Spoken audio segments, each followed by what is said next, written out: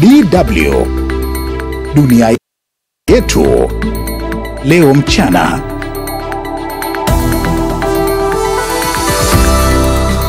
Asante sana Saumu Mwasimba kwa kutusomea taarifa hiyo ya habari za ulimwengu. Msikilizaji, Israel leo imeapa kujibu vikali mashambulizi ya Iran yaliyofanyika usiku wa kuamkia leo katika miji yake mitatu. Viongozi wa nchi wanachama wa nchi zilizostawi kiviwanda duniani za G7 wanaanza mkutano wao huko nchini Canada hivi leo. Na kesi ya uhaini inayomkabili kiongozi wa upinzani wa chama kikuu cha upinzani Chadema nchini Tanzania Tundu Lissu yaendelea leo jijini Dar es Salaam. Kwa haya na mengine, msikilizaji, jiunge nasi hadi mwisho. Mimi ni Josephat Charo. Israeli imeapa kujibu vikali mashambulizi ya Iran ya usiku wa kuamkia leo katika miji na maeneo kadhaa ya nchi hiyo, wakati nchi hizo mbili hasimu zikiendelea kushambuliana kwa siku ya 4 mfululizo tangu siku ya Ijumaa pale mji wa Tel Aviv ulipoanzisha mashambulizi dhidi ya Tehran, huku China ikizitolea wito wa pande zote mbili kujizuia na hatua zinazoweza kufanya hali kuwa mbaya zaidi katika eneo la Mashariki ya Kati. Amina Abubakar anaarifu zaidi.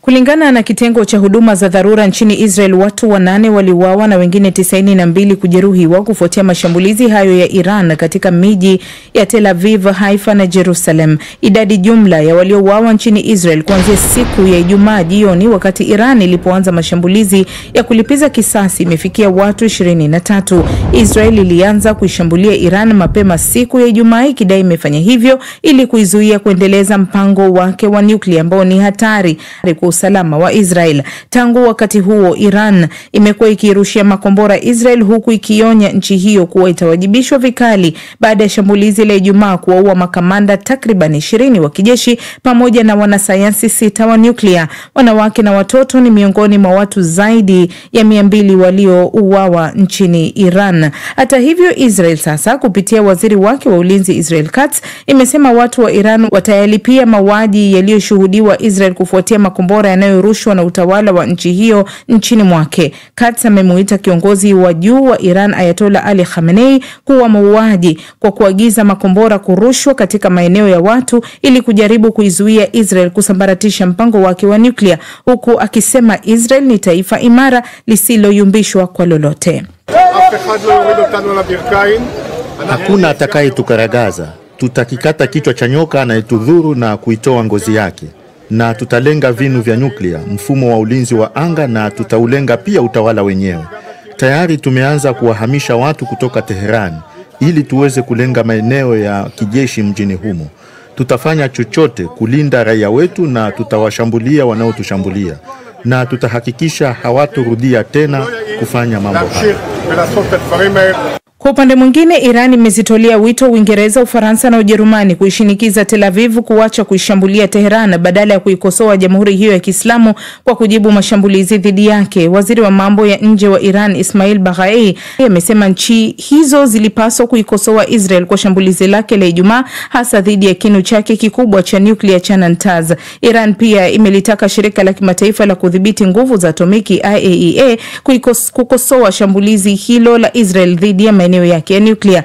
Baghai amesema hii leo bunge la Iran linatayarisha muswada wa kuiondoa nchi yake katika mkataba wa kuzuia kusambaa kwa silaha za nyuklia NPT, lakini akasisitiza kuwa Iran bado inapinga kutengenezwa kwa silaha zinazoweza kusababisha uharibifu mkubwa. Kwingineko, China imezitaka nchi zote mbili hasimu, Israel na Iran, kuachana na hatua zinazoweza kufanya hali katika eneo la Mashariki ya Kati kuwa mbaya zaidi, ikitaka mazungumzo ya haraka kufanyika ili kurejesha hali ya utulivu. Ripoti yake Amina Abubakar. Unaendelea kutusikiliza moja kwa moja kutoka hapa Bonn, na kwa wale ambao wanatufuatilia katika channel yetu ya YouTube, endeleeni kutuma maoni yenu, alafu baadaye nitayasoma hapo studio. Na hivi sasa tuelekee huko nchini Tanzania. Kesi ya uhaini inayomkabili mwenyekiti wa chama kikuu cha upinzani nchini Tanzania Chadema Tundu Lissu imeendelea leo katika mahakama ya Kisutu jijini Dar es Salaam, ambako mshtakiwa huyo ameeleza kutoridhishwa na jinsi yanavyotendewa na mamlaka za magereza, ikiwemo kupokonywa haki ya kuonana kwa faragha na mawakili wake ya kidini na kuwekwa pamoja na watu waliohukumiwa kunyongwa. Kutokana na hayo, Lissu ambaye kitaalamu ni mwanasheria ameamua kuwaondosha mawakili wake na kujiwakilisha mwenyewe kuanzia sasa. Shauri hilo limeahirishwa hadi Julai mosi. Mwenzangu Hawa Bihoga amezungumza na wakili Fulgence Masawe kutoka Kituo cha Sheria na Haki za Binadamu Tanzania TLHRC.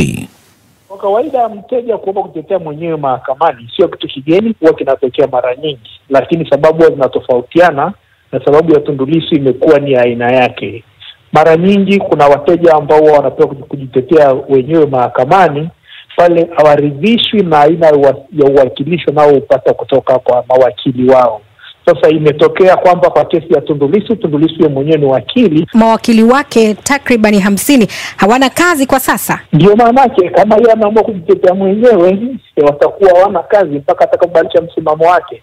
Kwa sababu yeye ameeleza kabisa ana imani na mawakili wake, ni mawakili wenye uwezo, ni mawakili ambao wamefanya nao kazi. Kama wakili uweze kumwakilisha mteja wako vizuri, lazima upate muda wa kukaa naye na kuongea naye na mbadilishane nyaraka pale inapobidi. Sasa ukimsikiliza Tundu Lissu hoja alizozitoa toka misho kutoka gereza la Cheko ambalo alikuwa anaonana na mawakili wake na kupelekwa kwenye gereza la Ukonga ambapo anasema anaweka na watu wenye adhabu za kifo, imekuwa ni vigumu yeye kukaa na mawakili wake.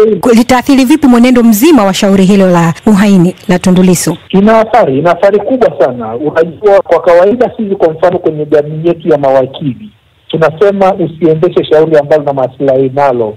Sasa fikiria lile ambalo linakuhusu wewe, maana lina athari za kisaikolojia, ina athari za emotion, ndio lugha gani. Sasa pengine mtu wa kawaida anaweza akajiuliza mstari uko wapi kati ya kuendelea kuwa mshtakiwa lakini pia kuchukua nafasi ya wakili ya kujitetea. Hii italeta mgongano wa nafasi au kuchanganya majukumu katika kesi hii ya jinai kwa kiasi gani? Haitaleta mgongano kwa sababu kwa asili inatakiwa mtu yeyote mwenye shauri lake mahakamani aliendeshe mwenyewe, lakini unapowakilishwa inakusaidia tu ile mtu mwenye uelewa wa sheria aweze kukuongoza vizuri ili haki ionekane imetendeka. Sasa kwa mazingira hayo ya kesi hii, kitu ambacho mwananchi wa kawaida ataelewa ni kwamba ataona haki haitendeki. Haki haitendeki kwa sababu mshtakiwa hajapata nafasi ya kukaa na mawakili. Kwa kawaida unapomwakilisha mteja wako mahakamani, huwa kuna vitu ambavyo mnakubaliana toka mwanzoni ili mwisho wa siku mjue mnachotaka kukipata ni nini. Naam, Lissu pia ameonekana kumkosoa jaji kwa kutosema lolote kuhusu malalamiko yake gerezani, akidai kuwa jaji huyo alisema haingilii masuala ya gerezani.